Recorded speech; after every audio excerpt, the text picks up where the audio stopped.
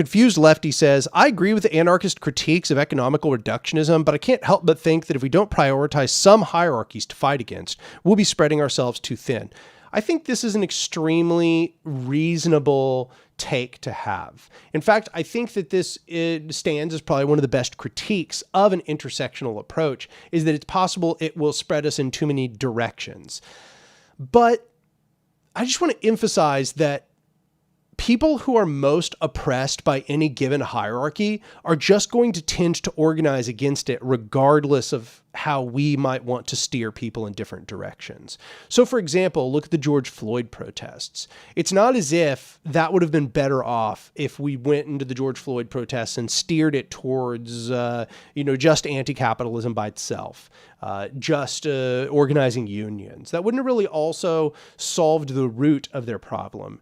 So what we have to recognize is that people that are most affected by given oppressions are going to tend to organize within those oppressions regardless. Black people are going to tend to organize against white supremacy. Women are going to tend to organize against patriarchy.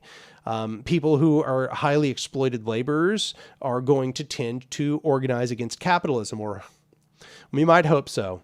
But you get the idea. And so what we need to understand is that we have a part in all those struggles. It's not necessarily that we have to commit ourselves to organizing every single one of those struggles. I think you're right to think that if that's what we did, we would completely just run out of steam ultra fast, because you can't do that in that marathon sense that I just discussed, right? You can't marathon that many struggles for that long.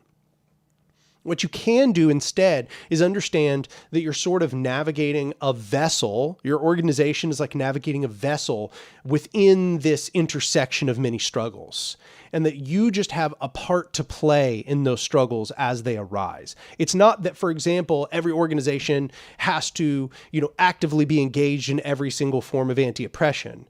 I would say, and this is kind of something I talk about in part 4 of A Modern Anarchism, it's not released yet, but in a part 4 of Modern Anarchism, I discuss that you should try to find out which struggles are most present in the area that you're in. That's going to depend on your demographics. That's going to depend on the proliferation of hierarchical power structures in your area. It's going to depend on whether you're in urbanized or rural areas. But you have to take your context into account. You have to ask yourself, where I am, what is the oppression people need to be organized against the most? And what is the one that there's already something kind of brewing on? And if you just continually take that question into mind, then you will be able to navigate all kinds of different choppy waters, you might say. You're going to be able to navigate the, concurrence of many struggles. And I personally think that's how you manage your energies. You sort of prioritize what your foundational aspects for struggle are, and then you struggle with the oppressed when they are beginning to come together to solve their own problems. You come and you assist them in that process. You're an assistant to rebellion, you might say.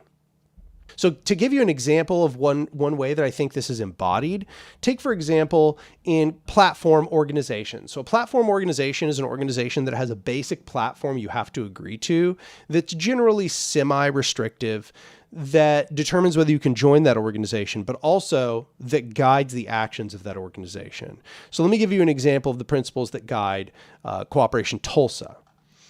That is direct democracy, anti-hierarchy, ecology, the solidarity economy, revolution from the ground up, and unity and diversity.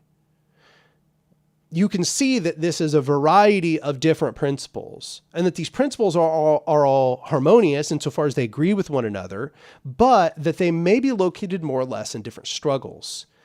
And it's not to say that, once again, that you're dealing with every single system of oppression all at the same time. It's that these principles guide our process of solidarity and the construction of power.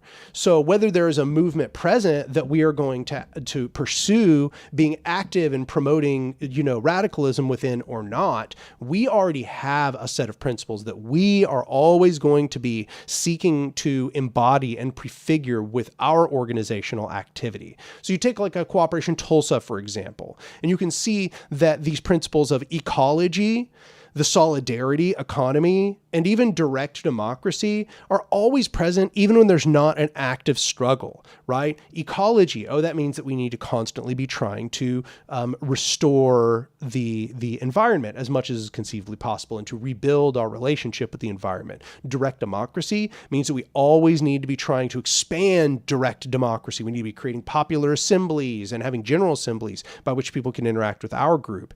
The solidarity economy tells us, there's no struggle right now, build cooperatives, seed unions into capitalist workplaces. These principles give us guidance about how to act in the absence of that spontaneous horizontal revolt. And when that revolt comes, we want to be present to organize it as much as is conceivably possible. That is my general answer to your conundrum. I hope that was helpful.